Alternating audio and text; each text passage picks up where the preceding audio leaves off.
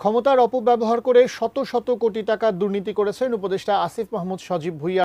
সাবেক যুব ও ক্রীড়া এবং স্থানীয় সরকার উপদেষ্টা আসিফ মাহমুদ সজীব ভুঁইয়ার বিরুদ্ধে এবার দুর্নীতির গুরুতর অভিযোগ নিয়ে সরব হয়েছে রাজপথ থেকে দুদক কার্যালয়।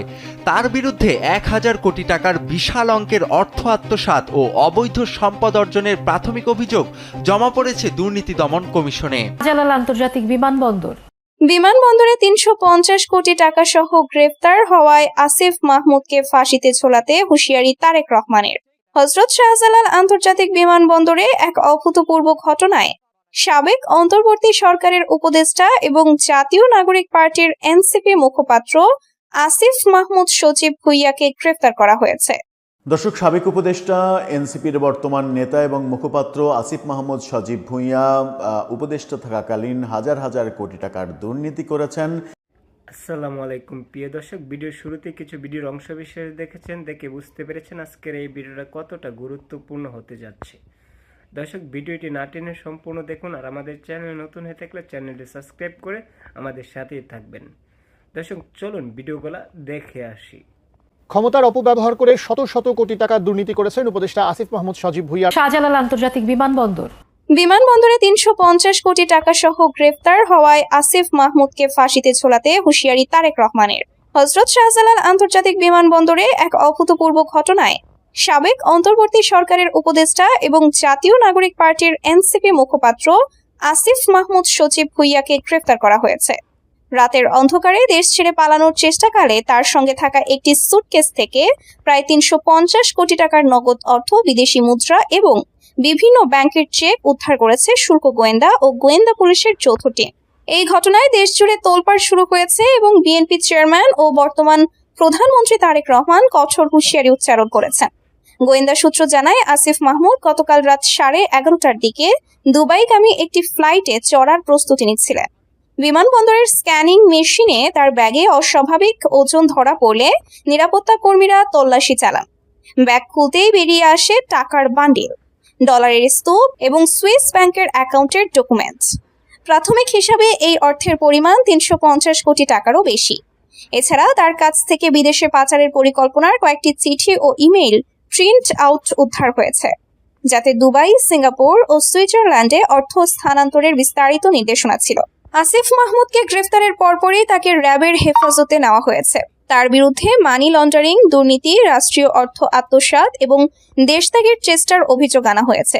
গোয়েন্দারা জানান, অন্তর্বর্তী সরকারের সময় যুব ও ক্রীড়া এবং শ্রম মন্ত্রণালয়ের দায়িত্বে থাকাকালীন তিনি বিভিন্ন প্রকল্প, টেন্ডার এবং সরকারি তহবিল থেকে বিপুল অর্থ লুটপাট করেছেন বলে অভিযোগ রয়েছে। পূর্বের অনুসন্ধানে তার বিরুদ্ধে 11,000 কোটি টাকা পাচারের অভিযোগ উঠেছিল, যার একটি অংশ এখন বিমানবন্দরে ধরা পড়েছে। এই ঘটনার পরপরই প্রধানমন্ত্রী তারেক রহমান এক জরুরি ভিডিও বার্তায় দেশবাসীর উদ্দেশ্যে বলেন, জুলাই বিপ্লবের নামে যারা দেশের সম্পদ লুট করে বিদেশে পালানোর চেষ্টা করছে তাদের প্রতি আমার স্পষ্ট বার্তা, কোনো ছাড় নেই। আসিফ মাহমুদের মতো অভিযুক্তদের বিচার হবে দ্রুত এবং কঠোর। দুর্নীতির এই অপরাধ যদি প্রমাণিত হয় তাহলে ফাঁসির মতো সর্বোচ্চ শাস্তিও দেয়া হবে। দেশের জনগণের টাকা লুট করে পালানোর কোনো সুযোগ নেই। আমরা সবাইকে আইনের আওতায় আনবো, যতই বড় নাম হোক না কেন। তারেক রহমান আরো বলেন, এই ঘটনা প্রমাণ করে যে কিছু সুবিধাবাদী ব্যক্তি বিপ্লবের আবেগকে কাজে লাগিয়ে নিজেদের পকেট ভরেছে, কিন্তু জনগণের আশ্বাস ভাঙার দাম অনেক বেশি।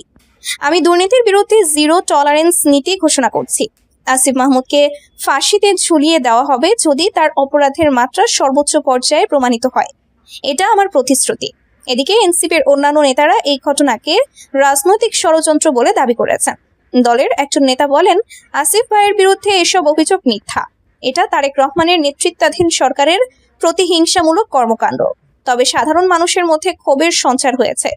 সামাজিক যোগাযোগ মাধ্যমে অনেকে লিখছেন, জুলাইয়ের শহীদদের রক্তের সাথে এমন বিশ্বাসঘাতকতা ক্ষমা করা যায় না। দুদক এবং গোয়েন্দা সংস্থাগুলো এখন আসিফ মাহমুদের সম্পত্তির খোঁজে তদন্ত শুরু করেছে।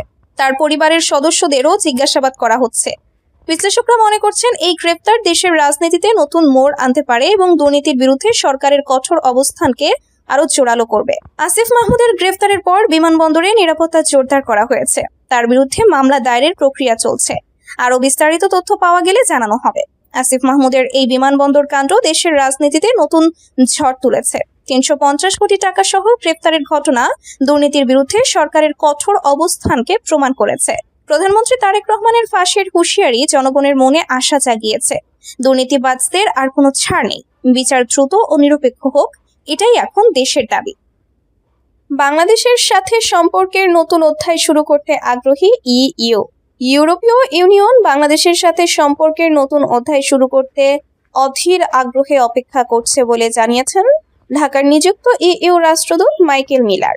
সোমবার পররাষ্ট্র মন্ত্রণালয়ে পররাষ্ট্রমন্ত্রী ডক্টর খলিলুর রহমান ও পররাষ্ট্র প্রতিমন্ত্রী শামা ওবায়েদ ইসলামের সাথে সৌজন্য সাক্ষাৎ শেষে সাংবাদিকদের সাথে আলাপকালে তিনি কথা বলেন। রাষ্ট্রদূত ও আলোচনাকে অত্যন্ত ফলপ্রসূ বলে অভিহিত করেন। মিলার বলেন, ইইউ বাংলাদেশের সবচেয়ে নির্ভরযোগ্য অংশীদার হিসেবে রয়েছে। তিনি উল্লেখ করেন, ইইউ বাংলাদেশের সবচেয়ে বড় বাণিজ্যিক অংশীদার, সবচেয়ে বড় বিনিয়োগকারী এবং একটি প্রধান উন্নয়ন সহযোগী। তিনি বলেন, নবনির্বাচিত সরকারের অত্যন্ত গুরুত্বপূর্ণ অংশীদার হিসেবে আমি পররাষ্ট্রমন্ত্রী ও প্রতিমন্ত্রীর সাথে সাক্ষাৎ করতে এসেছি। আমাদের বৈঠক নিয়ে আমরা সন্তুষ্ট। ইইউ বাংলাদেশের সাথে সম্পর্কের নতুন অধ্যায় শুরু করার জন্য অধীর আগ্রহে অপেক্ষা করছে। মাইকেল মিলার জানান, আলোচনায় উন্নয়ন সহযোগিতা, মানবিক বিষয় এবং অভিবাসন সহ দ্বিপক্ষীয় সম্পৃক্ততার বিস্তৃত ক্ষেত্র অন্তর্ভুক্ত ছিল। নতুন সরকারের সাথে অগ্রাধিকারের বিষয়ে মিলার অন্তর্বর্তী সরকারের সময়ে শুরু হওয়া সংস্কারগুলো অব্যাহত রাখার গুরুত্বের ওপর জোর দেন। তিনি বিচার বিভাগীয় সংস্কার এবং উন্নত অভিবাসন ব্যবস্থাপনার অগ্রগতির প্রতি বিশেষ আগ্রহ প্রকাশ করেন এবং এগুলোকে সহযোগিতার বিশেষ গুরুত্বপূর্ণ ক্ষেত্র হিসেবে বর্ণনা করেন। তিনি বলেন, আমরা বাংলাদেশ ইইউ সম্পর্কের সম্ভাবনাকে পুরোপুরি বাস্তবায়ন করতে চাই। ঢাকা দক্ষিণের নির্বাচন নিয়ে যা বললেন ইশরাক। ঢাকার উত্তর ও দক্ষিণ সিটিতে নতুন প্রশাসক নিয়োগ দেওয়া হয়েছে। এরই মধ্যে আলোচনা চলছে সিটি নির্বাচন নিয়ে। কোন দলে কে কোন সিটিতে লড়াই করবেন সে আলোচনাও ফেসবুকে চলছে।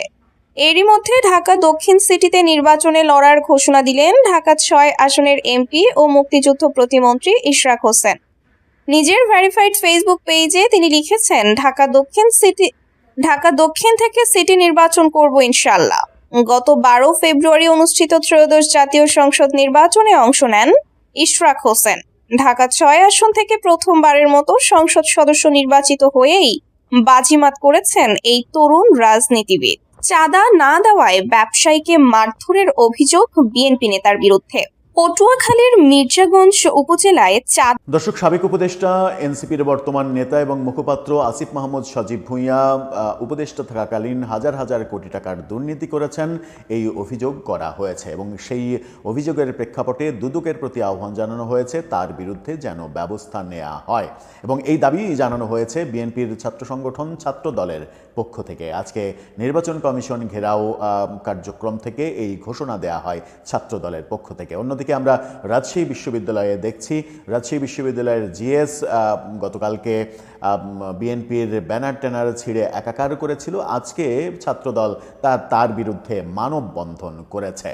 মানববন্ধন পর্যন্তই, এর বেশি কিছু আমরা এখন পর্যন্ত দেখতে পারিনি। ছাত্রদলের পক্ষ থেকে আসিফ মাহমুদ সজীব ভুঁইয়ার উদ্দেশ্যে কি বলা হলো, আসিফ মাহমুদ জবাবে কি বলছেন, চলুন একটু দেখে নিই। হঠাৎ করে আসিফ মাহমুদ হাজার হাজার কোটি টাকার দুর্নীতি করেছেন, দুদক তার তদন্ত করতে হবে, এই দাবি কেন জানানো হলো, সেই আলোচনা করবে এই ভিডিওতে। থাকবেন পলিটিক্স টিভির নিয়মিত আয়োজনে।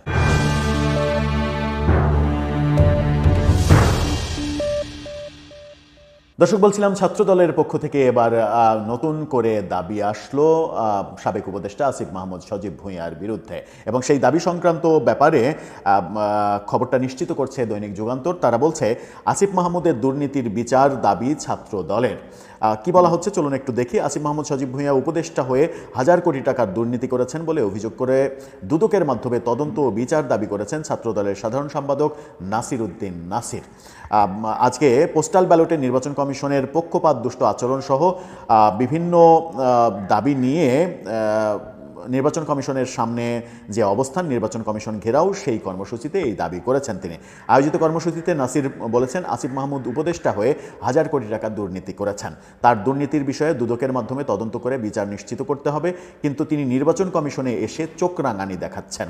নির্বাচন কমিশন একটি স্বাধীন সাংবিধানিক প্রতিষ্ঠান, এভাবে হুমকি দেওয়া চলবে না। ছাত্রদল এসব হুমকিতে ভয় পায় না। নাসিরউদ্দিন বলেছেন, তিনটি ভিন্ন বিষয়ে ছাত্রদল শান্তিপূর্ণ কর্মসূচি পালন করছে এবং গতকাল নির্বাচন কমিশনের সিনিয়র সচিব আক্তার হোসেনের সঙ্গে সাক্ষাৎ করেছি আমরা। তিনি অভিযোগ করেছেন, 2018 সালের নিশিরাতের নির্বাচনে আওয়ামী লীগ ও ছাত্রলীগের নেতাকর্মীরা ব্যালট নিজ নিজ বাড়িতে রেখে দিয়েছিল। দুঃখজনকভাবে 2026 সালে এসে আমরা জামাতের বসত বাড়িতে ব্যালট দেখতে পাচ্ছি। এই ঘটনা আমাদের আবারও 2018 সালের নিশিরাতের ভোটের কথা মনে করিয়ে দিচ্ছে।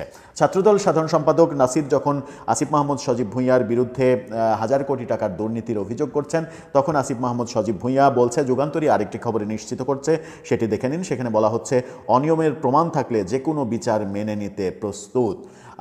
এখন ব্যাপার হচ্ছে যে আসিফ মাহমুদ সজীব ভুঁইয়ার বিরুদ্ধে যখন অভিযোগ, তখন দুদক কি এই অভিযোগ আমলে নেবে, কিংবা দুদক কি তদন্ত করবে, নাকি দুদক শুধুমাত্র জন্মের পর থেকে ইতিহাসে এরকম একটা প্রতিষ্ঠান হিসেবেই আমরা দেখব যে যখন যারা ক্ষমতাবান কিংবা যখন যারা শক্তিশালী, যখন যারা রাষ্ট্র ক্ষমতায় অধিষ্ঠিত, এই বিভিন্ন শ্রেণীর পারপাস সার্ভ করার জন্যই দুদক ব্যতিব্যস্ত থেকেছে, থাকছে, এখনও সেরকম দৃষ্টান্ত আমরা দেখছি, সেভাবেই তারা থাকবে। এই প্রসঙ্গ যখন আমরা আলোচনা করছি, তখন রাজশাহী বিশ্ববিদ্যালয়ে গতকালকে জিএস সালাউদ্দিন আম্মার তিনি যে কাণ্ড করেছেন সেগুলো আমরা জানি, আলোচনাও করেছিলাম। বিএনপির ব্যানার ট্যানার ছিঁড়ে ফেলেছে এবং বিশ্ববিদ্যালয়ে তিনি কোনো রাজনীতি হতে দেবেন না এরকম ঘোষণা দিয়েছেন। যদিও তিনি একটি রাজনীতির প্ল্যাটফর্মে মানে অনানুষ্ঠানিকভাবে জড়িত, এরকম অভিযোগ অনেকেই করে থাকেন। আজকে ছাত্রদল তার বিরুদ্ধে মানববন্ধন করেছে। এই দুটি ছবি আপনাদেরকে দেখাতে চাই, যেখানে বড় ব্যানার এবং ছোট প্ল্যাকার্ড নিয়ে দাঁড়িয়ে আছেন। সালাউদ্দিন আম্মারের বিভৎস হাসির একটা ছবি ব্যবহার করা হয়েছে এসব ব্যানারে, এবং সেখানে আম্মারকে মানসিক রোগী হিসেবে উপস্থাপন করে তাকে পাবনায় চিকিৎসা করানোর জন্য দাবি জানানো হয়েছে এবং ভিসির কাছে স্মারকলিপি পেশ করা হয়েছে। তাতে কি হবে, মানে সালাউদ্দিন আম্মার মানসিক রোগী, তার চিকিৎসা করা প্রয়োজন, চিকিৎসা করবে কি করবে না সেটা তো সালাউদ্দিন আম্মারের ব্যাপার আর তার পরিবারের ব্যাপার। এতে ছাত্রদলের এই সাবজেক্টে বলার কি আছে? বরং তাদের ব্যাপারটা এরকম হতে পারত, ভাষাটা অন্যরকম হতে পারত, যে বিএনপির ব্যানার ছেড়েছে, এই ধরনের কর্মকাণ্ড করার জন্য তার শাস্তি করতে হবে, মানে অনেক কিছুই বলতে পারতো, মানে অনেক বেশিও বলতে পারতো। জিএসের পদ থেকে তাকে বহিষ্কার করতে হবে, বিশ্ববিদ্যালয় থেকে তাকে বহিষ্কার করতে হবে, অনেক কিছু বলতে পারতো। কিন্তু তারা সেই পথে না গিয়ে আম্মার মানসিক রোগী এই কথা বলে মানববন্ধন করেছে এবং সেখান থেকে পাবনায় যাওয়ার মিছিল টিছিল করেছে। জবাবে আবার মানে সালাউদ্দিন আম্মার যেটা বলছেন, সেটা একটা ভিডিও বার্তা দেখলাম তার ফেসবুক পোস্টে। তিনি বলছেন, মানসিক চিকিৎসা তাদের করা উচিত যারা 3-4 বছরের অনার্স 10-15 বছরেও শেষ করতে পারে না।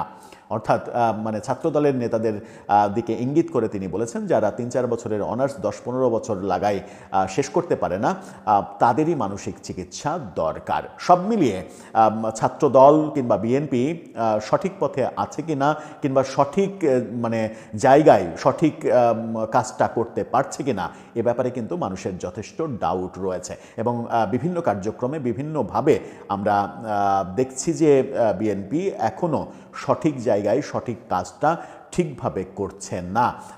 দুটো উদাহরণ এই ক্ষেত্রে দেওয়া যায়। সেটা হচ্ছে যে একটি রাজনৈতিক দল দেশের বিভিন্ন অঞ্চল থেকে ভোটার এনে ঢাকায় ভোটার করেছে। অন্তত 15 লাখ দেশের বিভিন্ন প্রান্তের ভোটার ঢাকার ভোটার হয়েছেন এবং ঢাকায় তাদের দলের প্রার্থীদের জেতানোর জন্য এই কৌশল তারা গত 1-1.5 বছর ধরে করছে। এটা জানুয়ারির 18 তারিখে এসে 2026 সালের জানুয়ারির 18 তারিখে এসে বিএনপি মহাসচিবের উপলব্ধি হচ্ছে।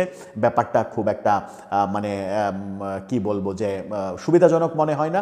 আবার যখন ছাত্রদল নির্বাচন কমিশন ঘেরাও করছে, তখন প্রেসিডেন্ট জিয়াউর রহমান, বেগম খালেদা জিয়ার কবরে পুষ্পস্তবক অর্পণ করে বিএনপির মহাসচিব মির্জা ফখরুল বলছেন, ইলেকশন কমিশন ঠিকঠাক মতোই আছে, স্বচ্ছভাবেই এগোচ্ছে, কোনো সমস্যা নেই। মানে নিজেদের মধ্যেই সমন্বয় এবং সমঝোতার প্রচণ্ড অভাব দেখা যাচ্ছে। দর্শক, এই অবস্থাকে আপনি কিভাবে মূল্যায়ন করবেন?